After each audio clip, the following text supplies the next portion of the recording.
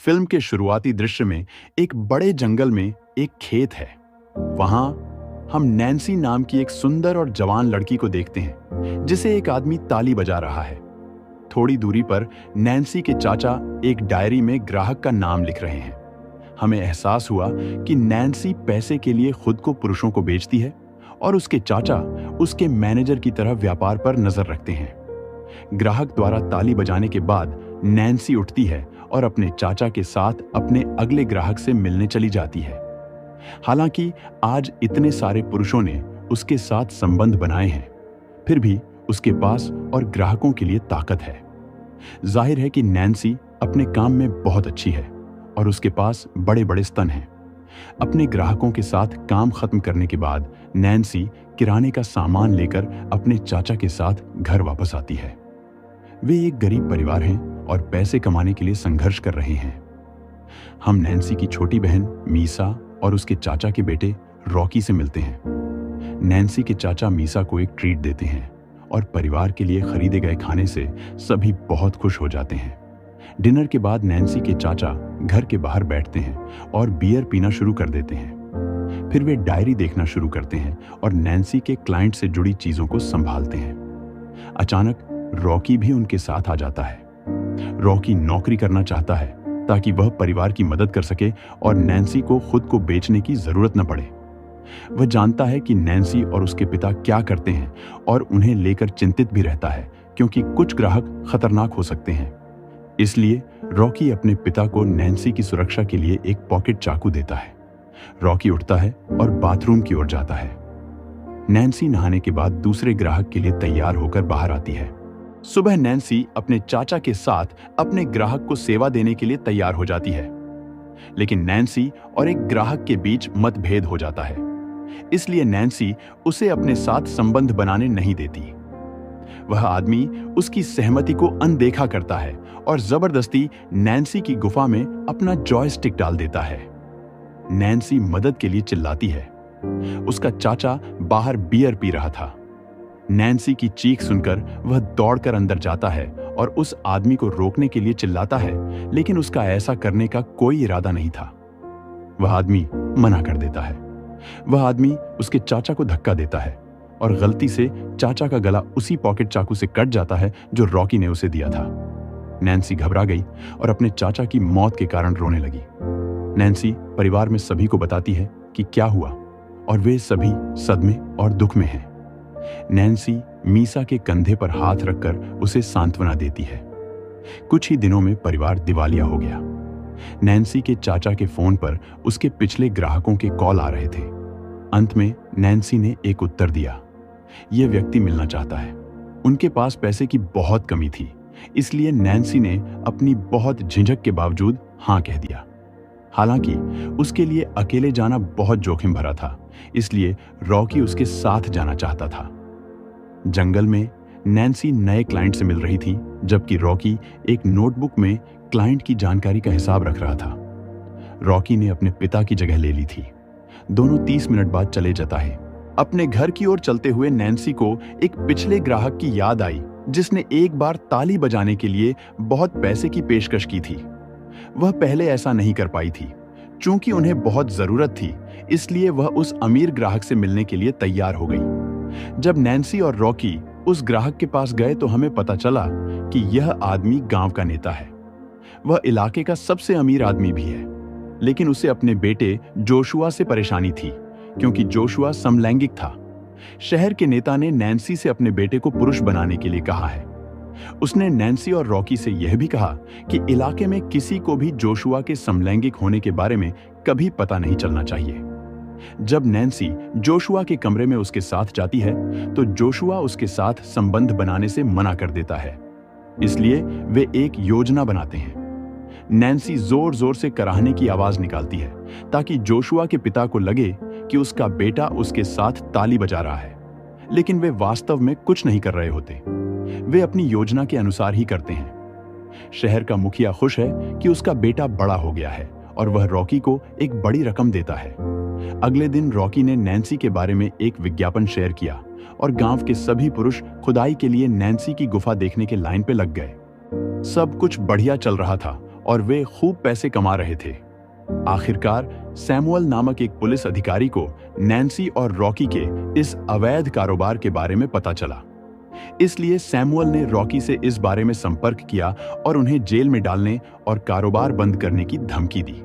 लेकिन अंत में सैमुअल ने सुझाव दिया कि वह कमीशन के बदले उन्हें अपनी कंपनी जारी रखने देगा, इसलिए रॉकी इसके लिए राजी हो गया। कमीशन में नैन्सी की गुफा में जाने के लिए एक निःशुल्क सफाई टिकट भी शामिल था और उसने कुछ गहरी खुदाई भी की। वह पहले कभी इतना खुश नहीं हुआ था। सैमुअल ने रॉकी को अपने समलैंगिक दोस्त के साथ निजी तौर पर भी पेश किया। ऐसा करते समय रॉकी को कभी-कभी उल्टी भी आती थी, लेकिन उसने वही किया जो सैमुअल ने उसे करने के लिए कहा था। 2 महीने बीत गए और अब रॉकी ने भी गांव की महिलाओं के साथ मीटिंग सेशन करना शुरू कर दिया था।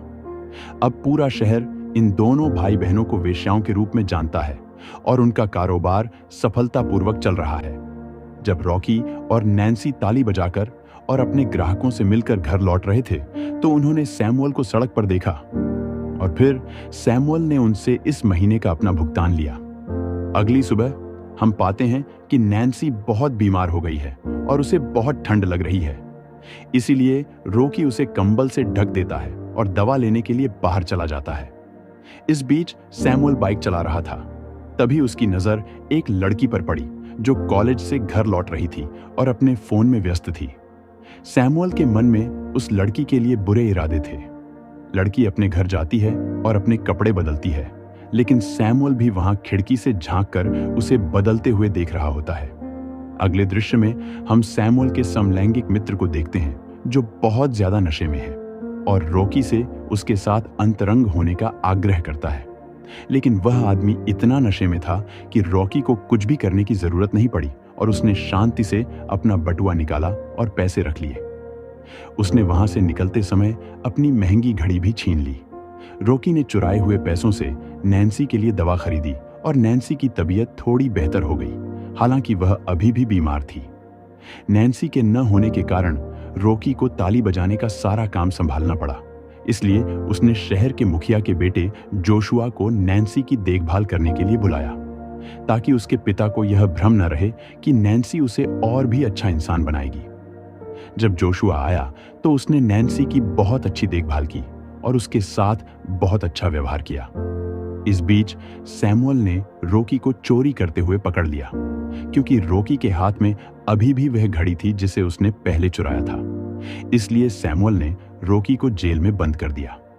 एक चौंकाने वाला आश्चर्य तब सामने आता है जब हम पाते हैं कि कॉलेज की लड़की भी रॉकी के बगल वाली कोठरी में बंद है। सैमुअल ने इस लड़की का अपहरण कर लिया था, लेकिन उसने अभी तक उस पर हाथ भी नहीं रखा था, क्योंकि वह उसके साथ तब करना चाहता था जब वह चाहती थी और उसे जबरदस्ती ताली नहीं बजाना चाहता था। इस बीच क्योंकि रॉकी जेल में बंद है, परिवार एक बार फिर पैसे के लिए संघर्ष कर रहा है। नैन्सी ने सस्ते दाम पर कुछ खाने का अनुरोध किया, लेकिन दुकान की मालकिन ने उसे जाने के लिए कहा। कमजोरी के कारण नैन्सी अपने ही घर में बेहोश हो गई, जिसके बाद उसकी छोटी बहन मीसा ने उसे कुछ देखभाल के बाद जगाया। इस बीच जेल में हमें पता चला कि कॉलेज की लड़की का नाम अमाया है। अमाया ने रॉकी से मदद मांगी, लेकिन रॉकी ने जवाब दिया कि वह इस स्थिति से बाहर निकलने के लिए कुछ नहीं कर सकता। अमाया रॉकी से पूछती है कि क्या वह भागने की कोई रणनीति सोच सकता है। सैमुअल उनकी बातचीत सुनता है और क्रोधित हो जाता है। अमाया को अपनी शक्ति दिखाने के प्रयास में वह रॉकी के पिंजरे का ताला खोलता है और फिर उसे हिंसक तरीके से पीटता है। फिर वह रॉकी को धमकाता है कि अगर उसने भागने की कोशिश की तो वह रॉकी को मार देगा। इसके बाद हमने देखा कि सैमुअल ने अमाया को उसके कपड़े बदलने के लिए मजबूर किया और उसने उसके साथ जबरदस्ती किया। रॉकी असहाय होकर यह सब देखता है, क्योंकि वह जानता है कि वह अमाया का बचाव करने के लिए कुछ नहीं कर सकता। फिर सैमुअल को रॉकी की डायरी मिली, जिसमें वह अपनी सारी कमाई और ग्राहकों की जानकारी रखता था, और सारा पैसा देखकर वह रॉकी के पास आया और उसे एक बड़ी रकम देने की पेशकश की और कहा कि वह उसे मुक्त कर देगा। लेकिन रॉकी ने बताया कि उसने वह सारा पैसा नैन्सी के लिए महंगी दवा खरीदने में खर्च कर दिया। लालच में डूबा सैमुअल इस स्थिति से भी पैसे कमाने के लिए दृढ़ संकल्पित है। और एक रणनीति बनाता है। उसने डायरी से नैन्सी के एक ग्राहक से संपर्क किया और जब ग्राहक आया तो सैमुअल ने उसे नैन्सी की जगह अमाया की ताली बजाने के लिए कहा, जिसे उसने स्वीकार कर लिया। ग्राहक जेल में गया और अमाया को अपना खीरा छकाने के लिए मजबूर किया। फिर वह गुफा में घुसने ही वाला था कि अचानक सैमुअल ने उसे रोक दिया। सैमुअल का मन बदल गया और उसे एहसास हुआ कि वह थोड़ा आगे बढ़ रहा है। फिर रॉकी ने सैमुअल को बताया कि नैन्सी अब तक शायद अच्छी सेहत में है और वह यहां आकर अमाया को सैमुअल से मिलने के लिए मना सकती है। इसलिए सैमुअल ने नैन्सी को पुलिस स्टेशन आने का संदेश भेजा और वह बहुत जल्दी पहुंच गई। इस बीच रॉकी ने अमाया को आश्वासन दिया कि जब नैन्सी आएगी तो वे तीनों कुछ समय में निकल जाएंगे। लेकिन जैसे ही नैन्सी आती है, सैमुअल उसे अमाया के साथ एक ही कोठरी में बंद कर देता है। नैन्सी भ्रमित है और उसे नहीं पता कि क्या हो रहा है। फिर रॉकी नैन्सी को समझाती है कि उसे अमाया को सैमुअल के साथ अंतरंग होने के लिए तैयार करना है और उसके बाद ही वे तीनों आजाद हो सकते हैं। नैन्सी पहले तो हिचकिचाती है, लेकिन यह जानते हुए कि कोई और विकल्प नहीं है, वह वैसा ही करती है जैसा उसे बताया जाता है। वह अमाया को नहलाती है और उसे तैयार करने के लिए तौलिए से साफ करती है। अब सैमुअल अमाया को उसके बिस्तर पर ले आया और उसने, भले ही अमाया ने उसे रुकने के लिए कहा, उसकी बात नहीं मानी और वह आगे बढ़ता रहा। उसने तुरंत अमाया के साथ काफी आक्रामक व्यवहार करना शुरू कर दिया और अमाया की मदद के लिए बेताब चीखें नैन्सी और रॉकी ने सुनी, जो अफसोस में रो पड़े। अमाया को ताली बजाने के बाद उसने उसे नैन्सी के साथ उसी कोठरी में रखा और नैन्सी ने उसे कुछ दर्द निवारक दवाएं दी।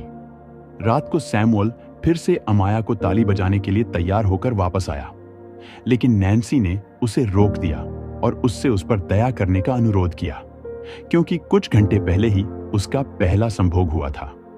फिर उसने खुद को अमाया के बजाय सैमुअल को सौंप दिया। इसलिए सैमुअल और नैन्सी ने अमाया के सामने ऐसा करना शुरू कर दिया और जैसे ही सैमुअल आनंद में खो गया, अचानक नैन्सी ने जेब में रखे चाकू से उसकी गर्दन काट दी, जिससे उसकी जान चली गई। फिर उसने तुरंत चाबियां छीन ली और रॉकी की कोठरी खोल दी। इस बीच अमाया ने एक लकड़ी की छड़ ली और उसे सैमुअल के नितंब में घुसा दिया और उसे ऐसा करने में बहुत खुशी महसूस हुई, भले ही वह पहले ही मर चुका था। उसके बाद अमाया, रॉकी और सैमुअल जेल से बाहर निकलते हैं और वे सभी नैन्सी और रॉकी के घर जाते हैं। वे जानते हैं कि उन्हें आगे बढ़ना चाहिए, क्योंकि अगर कोई उन्हें पकड़ लेता है तो उन्हें अपराध के लिए जेल में डाल दिया जाएगा। संयोग से जोशुआ भी अपनी कार लेकर वहां आया था और वह भी गांव से दूर जाना चाहता था। अगले शॉट में हम देखते हैं कि वे सभी शहर के बाहर हैं। रॉकी और अमाया अब एक रिश्ते में हैं और वे सभी गांव की अराजकता से दूर रहकर खुश हैं। इस तरह फिल्म खत्म होती है।